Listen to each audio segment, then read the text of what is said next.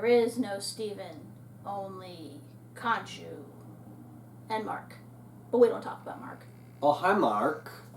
Welcome, one and all, fellow Mooninites, to our newest Marvel Plus live reaction show of Moon Knight, which we are titling Mooniplicity. Trust me, we had a hard time coming up with a title for this. There was just so many, but this we felt was the most appropriate given the context of this show. And holy shit, this show, man. This show. I think it's no mystery to see why people like this so much, because this is definitely a show that, unless you knew it was Marvel, you cannot tell it was Marvel. Yeah, Moon Knight has premiered about a week ago. Unfortunately, we were unable to live react to it. I was in the middle of surgery, unfortunately, and it didn't look completely unsightly, but point is, I wouldn't have looked good, I wouldn't have sounded good. None of y'all would have had a good time hearing me speak. But I'm good now, and I figured, considering I have 2 other shows to edit right now, the best course of action was to just do a straight-up review of the first 2 episodes and do it all at the same time. We will resume live reactions, episode 3 onward, but for now, we're just going to give our 2 cents on the first 2 episodes. So we're going to start things off with the first episode, which is titled The Goldfish Problem. So in this one, we're introduced to Stephen Grant. He's this timid English boy who works in a gift shop, of a museum, mind you.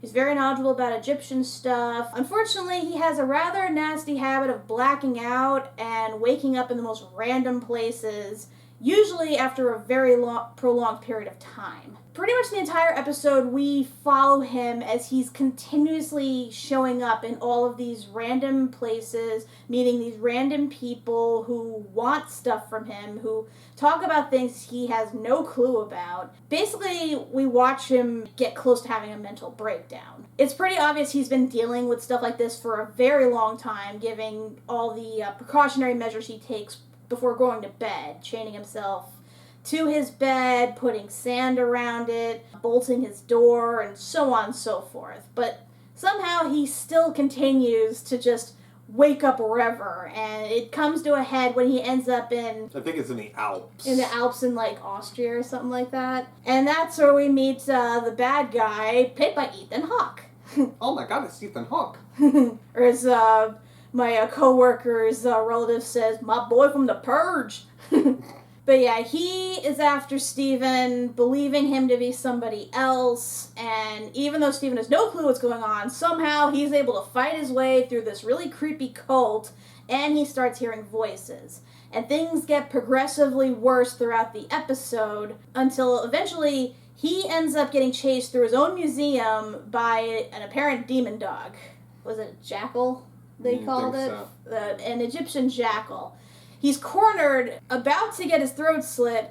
That's when suddenly himself starts talking to himself. But he's not himself. He's a guy called Mark, who has an American accent. And he begs them to let him take over, saying he could save them. And the episode ends when Mark does take over, but he's wearing basically a complete white superhero outfit. And he proceeds to beat the shit out of the jackal. So yeah, this first episode was wild, man, because everything we see is strictly from Steven's point of view. We have really no context aside from a few bouts of exposition, which he says to like a mime for some reason. That golden... the living statue. The living statue for some reason. Because apparently he has nobody else in his life to talk to. Which is not surprising considering the people he does speak to kind of treat him like shit. But yeah, you feel like his confusion, you feel his anxiety, you're genuinely concerned for his safety.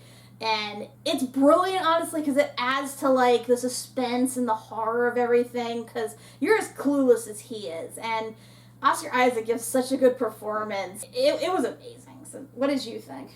I had to watch this twice to really understand what was going on. I'm with you. The only thing is, I do have a gripe toward, like, the beginning. In the introduction with Ethan Hawke basically having a drink, putting down the glass and smashing it with his staff. then putting the glass shards into his shoes and walking off. Okay. Yeah, I was wondering what the hell was up with that scene. And at first, I wasn't even sure if that was him or if that was Steven doing it. I had no clue who that was doing it. But you said it was the person with the staff, right? It was Ethan Hawke's character, because if you look, you see the scales on his arms. All right, that makes sense. Yeah, and the shoes that he wears, plus when we get to the second episode, it becomes abundantly more clear that, where he is. My point going in there is, as soon as that ends, you have the Marvel logo go off, then you have the Steven part of the story, and in that time, we are treated to, like, Bob Dylan music and something else, and I think what was Tom Jones for the whole song going on during Steven's intro.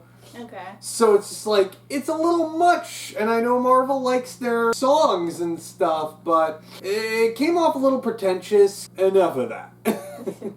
we don't need all this. Getting a little sick of that trope. But yeah, aside from that, I definitely enjoyed it. Like I said, did have to watch it twice because I didn't really understand fully what was going on. But once I got the second time around, I'm like, okay, I get a little more what's going on here. Admittedly, there were times I laughed and I felt bad for laughing, because you have this guy who's like utterly terrified, has no idea what's going on. He thinks he's about to run, and then suddenly he realizes he has all these people unconscious around him. He's driving a car, and then suddenly he has a gun in his hand, and it just gets progressively worse from there.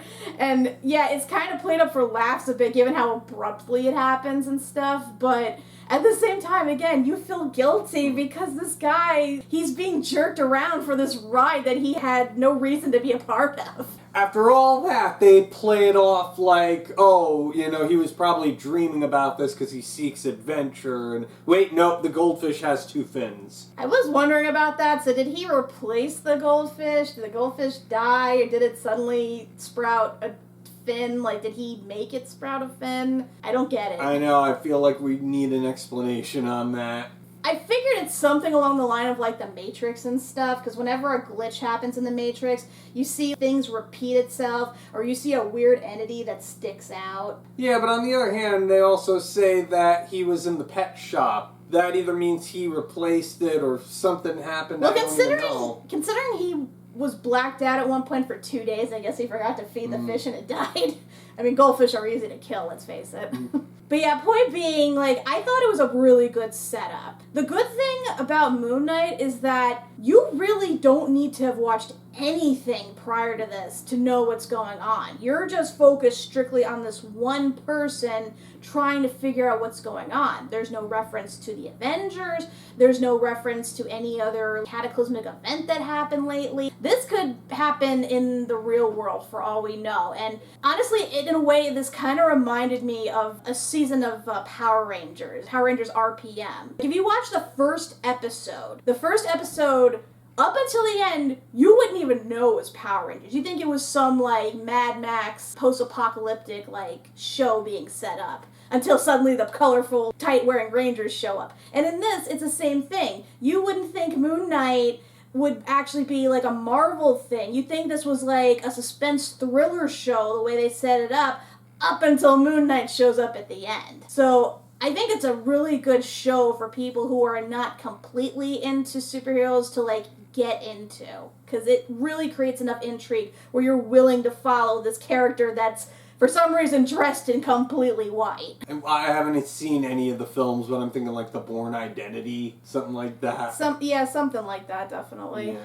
I mean, I haven't seen them either, but I know the concept behind it, so that does work. But then we get into episode 2, which is even more wild, and it is titled Summon the Suit.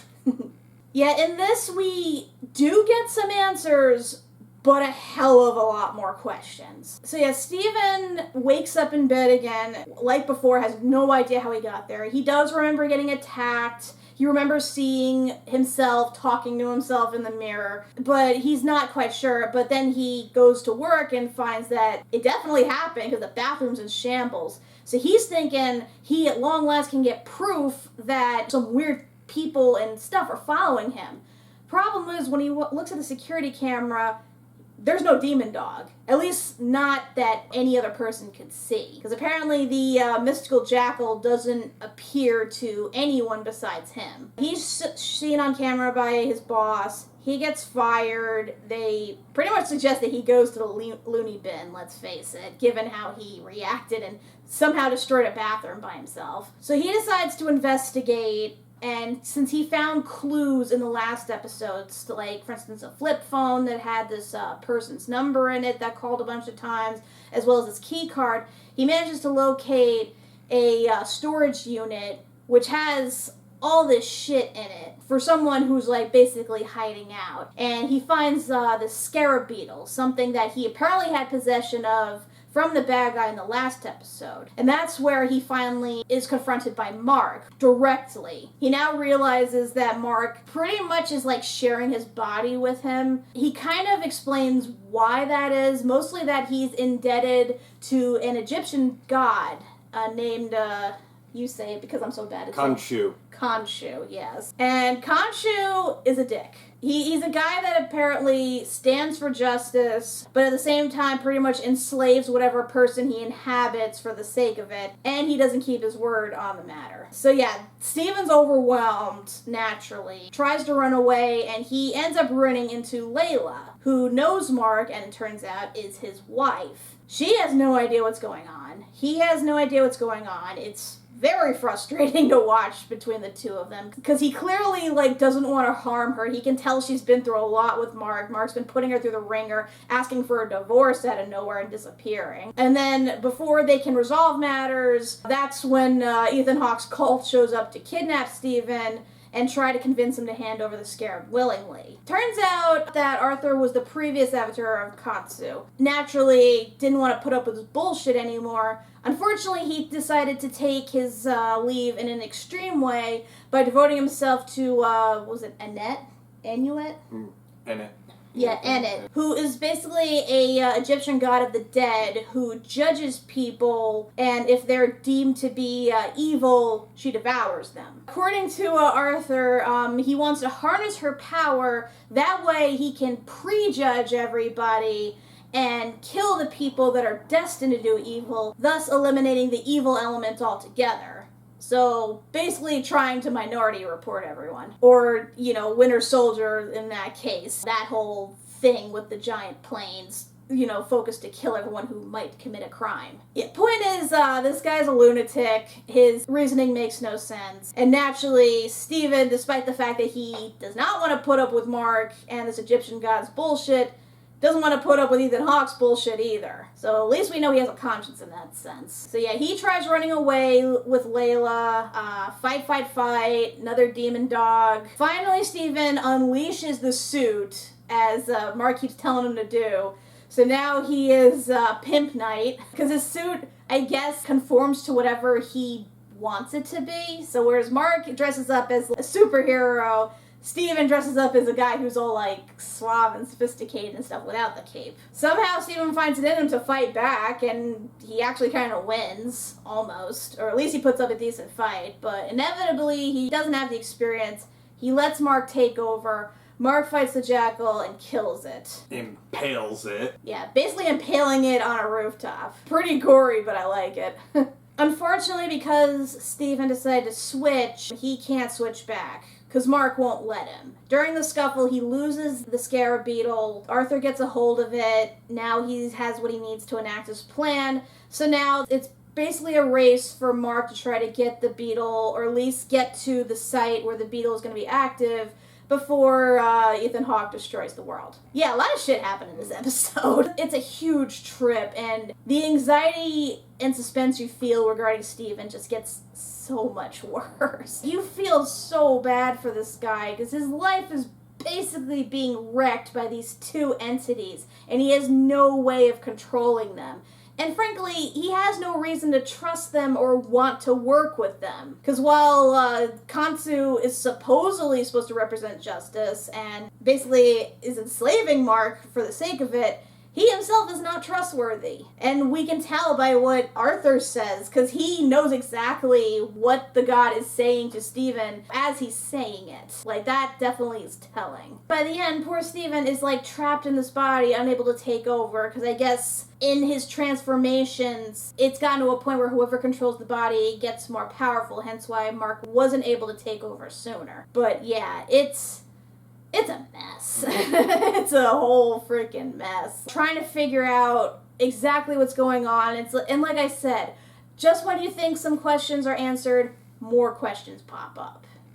What did you think? So yeah, I think like the beginning at least, it went at a good pace where you kind of follow, but then I feel like once we leave the storage locker, we're off to the races. There's just so much going on and a lot to keep track of. The whole mistaken identity thing where Layla picks up Steve and Mark, and then you have the whole time in the flat or apartment with Mark acting really shady about everything, about not showing Layla any of this stuff. Of course, you do realize over time, as Mark finally spills the beans, that he does not want Layla wrapped up in all this anymore. He wants to divorce her and keep her removed from this, because if something happens to him, Khonshu's eyeing her as his successor. And Mark does not want this life, or lack thereof, for Layla. Yeah, I mean, in that regard, I can understand why he's keeping it from her, because what that god is putting that poor guy/guys through seems like a fate worse than death, honestly. But at the same time, she's his wife. He owes her something of an explanation. By the sound of it, it seems like he just picked up and disappeared. He gave her ways of contacting him still, but at the same time, he's still completely leaving her out of the loop. When we first meet her and she meets Steven, she is like just as baffled as he is by everything that's going on. She's baffled by his mannerisms, by the fact that he doesn't remember certain things. And it kind of is odd, because you would think that Steven/Mark had been dealing with this for a long time now. At least it seems that way. Even Mark himself said that he's been dealing with this for a really long time. So I'm just wondering how long he was able to hide from his wife exactly, especially if he was going through all this multi-personality blackout bullshit stuff. You'd think get to a point she would notice something. Point is, Khonshu's a dick. Yeah, he's a huge, massive dick. And I get it, he's a god. Gods are dicks. But I'm just trying to figure out his deal exactly. Because I think Arthur mentioned that he apparently sucks so much as a god that he got banished by the other gods. I guess because he was shit at doing his job. But now he's like trying to prevent Annette from being conjured, which is fair. But I don't know, I just feel like there's more to it. And, you know, again, we've yet to like really get the full backstory, because as I mentioned, this is all mostly strictly from Steven's perspective, but now that he is on the back burner and Mark is in charge, I'm wondering if now we're going to see everything from Mark's perspective and maybe finally get some backstory on what the hell all this is that's been going on. Yeah, that seems very logical there. Because Lord knows we need it. There's like so many holes to fill and everything. Especially the whole concept of this. Honestly, like, it's not a new concept to have a character that is inhabited by an avatar or a god or a secondary spiritual being or whatever. I've seen it done many times. Honestly, the thing that this reminds me of the most is Yu-Gi-Oh! Because as a lot of people who know watch the show know, like, Yugi is technically being inhabited by an Egyptian pharaoh named Yami. I'm going by the English dub, so apologies. While he's, like, supposedly a heroic guy because he comes out and he wins the duels and whatever, anyone who watched Season 0 knows what a homicidal shitbag he can be. And it's even worse when you look at other characters that are like that, like Marek and Bakura, especially Bakura. So, yeah, I've seen this done before, but I've never seen it done where the Avatar was two different people. Because it seems that way, almost. And I'm trying to figure out which direction they're going to go in terms of explaining these two personalities. Because it's obvious that they're the same person, for the most part. But I'm trying to figure out if Khonshu inhabited this person that already had split personality, dissociative personality disorder, and just magnified the two of their personalities to the point where they became separate beings. Or if he just inhabited Mark, and then Mark created Steven as a cover for himself. Or whether Steven was overtaken and developed Mark as, like, a more competent, like, grayer version of himself. We were discussing this earlier, and I'm gonna go out on this limb for now. Obviously, we need more information before I can form a full theory, or at least confirm, deny, whatever. But Khonshu says to Mark that you were little more than a corpse when I found you. So I'm thinking maybe Mark existed as a different person entirely, and to save him, he implanted him into the body of Steven. Given that he has a Motorola Razr as the contact for Layla, I'm gonna say this has been going on since at least the early to mid-2000s. Yeah, I mean, that makes sense. Yeah. But at the same time, if he was a completely different person, then why does he look the same? Because you see, he has his passport. He and Steven are basically the same. So did they just make that up after he was, like, reborn or something? I don't know. I don't know where I'm going with this. I just think... It's really hard to know until we know more about Mark, like, honestly. the concept makes sense, Yeah. obviously, but it's like, if he was Mark put into Steven, then why does Steven look like Mark? Unless he changed everything after he became alive again. There were so many questions! I obviously, we have very, very, very, very little to go on in as far as Mark is concerned. As far as both of them are concerned, to be honest. Yeah, we don't even know that much about Steven either. We know he lives alone. We know the flat he lives in belongs to his mother. We know he somehow got that job at the museum, even though, despite his condition, he was able to maintain it up to that point. But other than that, yeah, it doesn't seem like there's anything else remotely, like, striking about his life.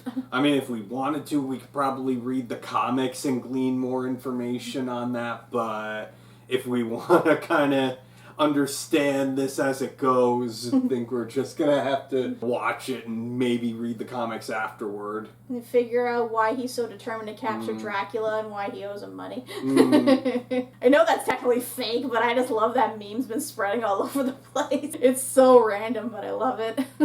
So yeah, we discussed the episodes, so I wanted to discuss the individual performances, because they are very noteworthy. The performances in this really is what drives it, like, especially from Oscar Isaac. I was, like, a bit skeptical at first. Not that I'm saying he's a bad actor. He's not. He is a good actor who just happened to be in some less than stellar films, you know, up until recently. I mean, Dune did win a whole bunch of Academy Awards, so that's something. But yeah, in this, where he is playing the dual role of both this timid English bloke who's scared and anxious and everything, and then this hardened American mercenary who just wants to get shit done, like, I think he pulls it off with flying colors, honestly. Like, he's able to distinguish the two so well. And I really look forward to see more of what he brings to the Mark personality. I mean, he basically has to shift from doing his regular Oscar Isaac to British, whiny kind of guy.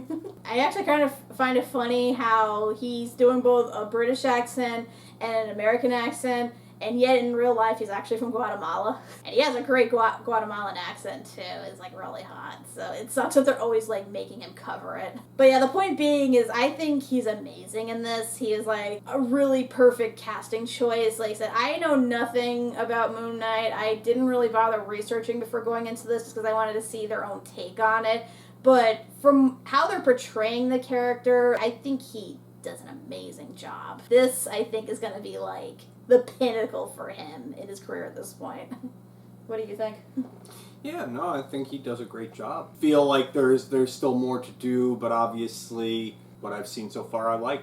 Mm-hmm. Then after him is Ethan Hawke's character, Arthur Harrow, I believe that's what his name is. I won't lie, I haven't really seen any of Ethan Hawke's stuff. I know he was big shit in the 90s and still has a career now and stuff, but I've never really paid attention to him per se. In terms of his character, I think he portrays it rather well, as someone who has done the superhero life, is just fed up with the shit, especially the double standard and the constant lies being told by this god who supposedly gave him power for good, but keeps, not doing good. And has now gotten to the point where he's going so lawful good that he's basically become lawful evil, and that he forms a cult just wanting to rid evil from everything. He's radicalized. But yeah, I like his performance, and honestly, you do kind of buy it at one point that what he's doing is for the greater good. The greater good.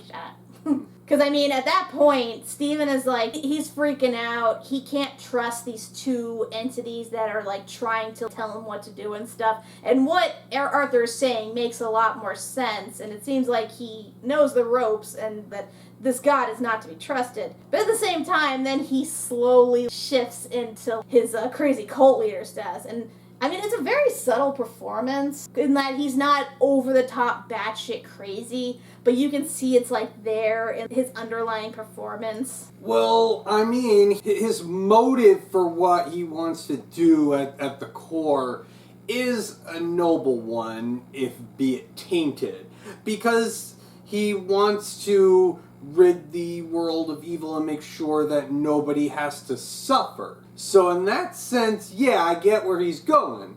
But the moral implications of it and the fact that he's just not willing to see that, that's where it gets a little harder to agree with him. Yeah, because at one point, Steven points out the obvious implication that, well, if you're gonna prejudge people and kill them before they do any evil acts, technically you'd be killing children decades before they even did anything. And that in and of itself is an evil thing. It doesn't matter if the child's predestined or whatever, killing a child is considered an act in evil.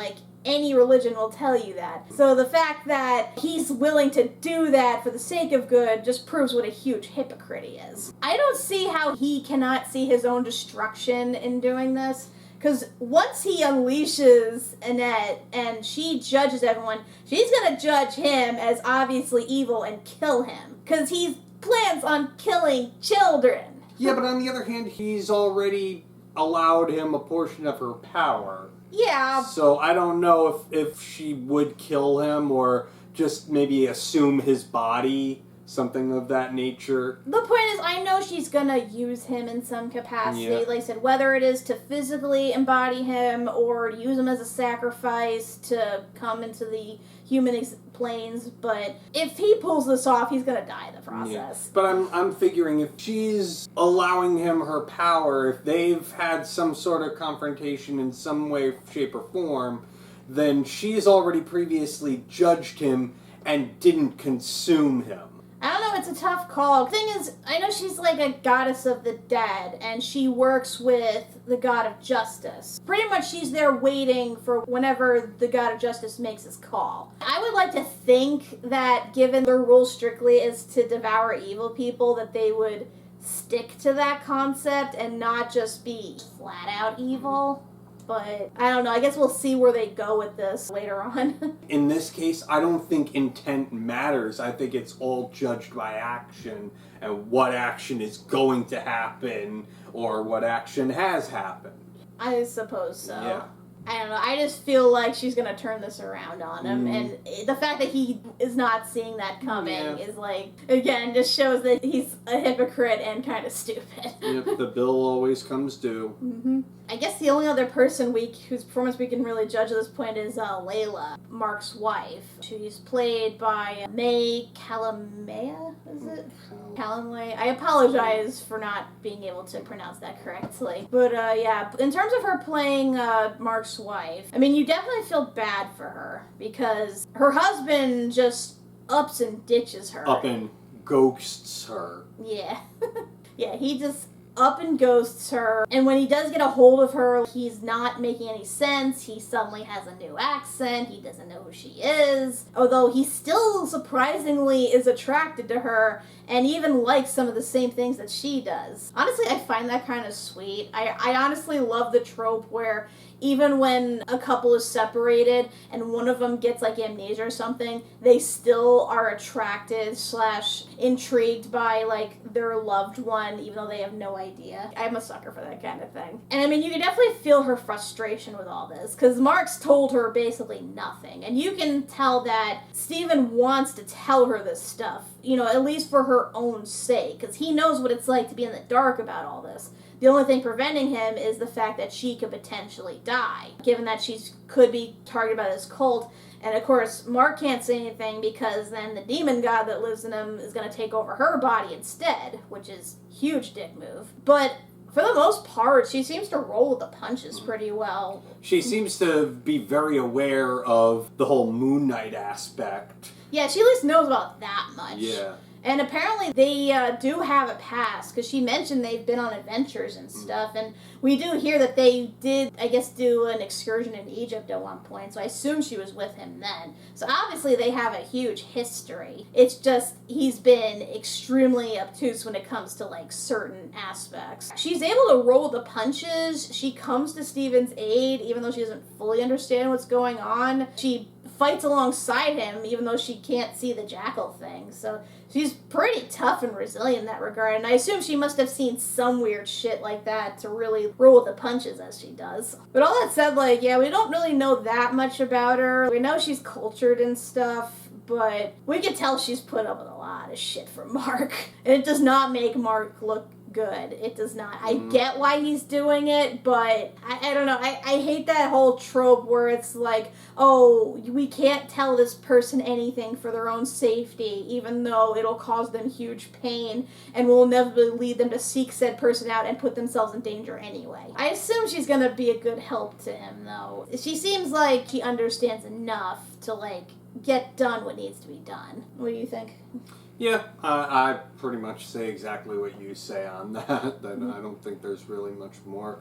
She seems like a valuable asset, and I can kind of see why Khonshu wants to use her. Yeah, I mean, she freaking took on an invisible jackal with no superpowers. That's definitely saying something. Although I am concerned, though, because when they mentioned that Mark might have killed people, like execution style, I wonder if she was there with him. Because I know that he was probably there, that's when Khonshu took over him. That theoretically that's what happened. But, you know, again, I wonder if she was there or not. I imagine she would be, given how determined she is to be by his side, despite all this shit that's going on. Also, another thing I realized, too, that I think is a huge dick move from Mark. So, he leaves her, he ghosts her, he sends her divorce papers and stuff. But then it's implied that he asked a woman out on a date. Because keep in mind, like, Steven was told by this woman that they were going on a date, and he had no memory of asking her out. But he still keeps the date, although because of his blackouts, he loses track of time and the date doesn't happen and she gets pissed at him. But I'm thinking, too, it's like, wait, so did Mark ask her out? So does that mean he was cheating on his wife? Because technically they weren't divorced. Or was he just trying to get his jollies off? I mean, he seems to have this whole thing about saying, if you do this job, you'll never see me again. I'm feeling like there's the possibility that Mark might leave Steven, so he might be trying to get Steven together with somebody when that happens, but... I guess, but that, again... Then again, he did wind up spoiling that, so... I don't know. It's very confusing. I know, because it's like, you go through all this trouble to keep your wife out of the thing, but then you ask some random girl out? I don't know, that's a real dick move in my opinion. But I mean, if that's the case, and he ends up leaving Steven's body, like Khonshu said, he was dead. But I guess his soul can't rest until he does him that favor or whatever? I guess so. But, like, why is he even doing this in the first place? Like, why would he be indebted to this guy if, honestly, being dead is better than following this god that keeps jerking him around? Like I said, there's just so many questions and confusion about this. It probably would help if we watched it again, quite honestly. I mean, you were right to watch the first one twice. I probably should have, but I feel like the second episode we should have watched twice. Just there's so much shit. So much shit. Oh yeah, I guess there is one more performance to talk about. Khonshu's. I know it's just a voice, but obviously F. Murray Abraham, aka my boy Salieri from Amadeus. Oh no, the idiot's back. I do like how he's voicing Khonshu, honestly. He's doing a pretty good job of, like, showing how much of, like, a dick god he is and how he's both frustrated by the lack of progress he hopes to achieve, but at the same time kind of relishes in just jerking these humans around for his own purpose. I don't know, his voice kind of reminded me of someone else, but I can't quite place it. I don't know, he kind of almost reminds me of, like, the computer from Courage the Cowardly Dog. A little bit, I can hear it. When he goes dry and calling him an idiot. Did you throw the gun? It also kind of sounds a little like Megatron, a bit. I mean, he's definitely amusing at the least, and his design is like, holy shit, like shit bricks in your pants type scary. Again, at the same time, he's a dick. I will keep saying that over and over. He's a dick. I mean, that's how he earned the nickname, Huge Dick. Then he got radiation poisoning, and now he's a giant dick. I mean, I'm hoping they expand upon why he is the way he is, how he got to this point, and why he is torturing this poor mortal with possible multiple personalities for the sake of justice, I guess. I mean, I hope they do something at the very least, because I need to understand stuff. But that being said, despite all the confusion and the numerous questions and the anxiety-inducing scenes and stuff, this show's great. This show is really great. Like, the action, the effects, the suspense, the acting. There is, like, so much good stuff about this. And like I said, like, you don't have to be a Marvel fan really to enjoy all this. You can just go in as just a casual TV/movie fan and get just the same kind of thrill. I feel like in the end they're gonna kind of tie it in, like it'll be a, post-credit scene sort of thing, but yeah, aside from that, as its own thing, I'm down for the ride. Yeah, I mean, I was down after the first episode, and after the second episode, like I said, as insane as it was, I am, like, dying to know more from this point. I need to know more. I need context, goddammit. But we're just gonna have to wait and see, because we just watched it as it premiered today, so we have a whole week from now for speculation and whatnot, and Lord knows it's gonna be speculation. I gotta say, it's rather impressive, because I've been looking at Facebook groups, and normally you always have those people that are like, they look at the first episode and they're like, oh, it sucked, this is the worst Marvel series ever, blah, blah, blah. I've barely seen anybody say that about this. I don't think I've seen anybody say that about this. Everyone seems to really like this, which they should. It's good. And it can only get better from here. And as usual, the memes are gold, too. Yeah, so next time you see us, it'll be for episode 3. And as we said, it's gonna be a live reaction from here on out. Usual format, because honestly, I wish we talked about these separately. The first one I thought we wouldn't be able to speak about that much, but then episode 2 there was too much. So, hoping from here on out it'll be like a good balance of everything. The point is we're going to have plenty to talk about from here, that I can assure you. So, until then, I'm Kat MacBerrie. I'm Doug MacBerrie. Winning evil by moonlight, winning love by daylight. Never running from a real fight. He is the one called Sailor Moon Knight. And in the name of the moon, he will punish you.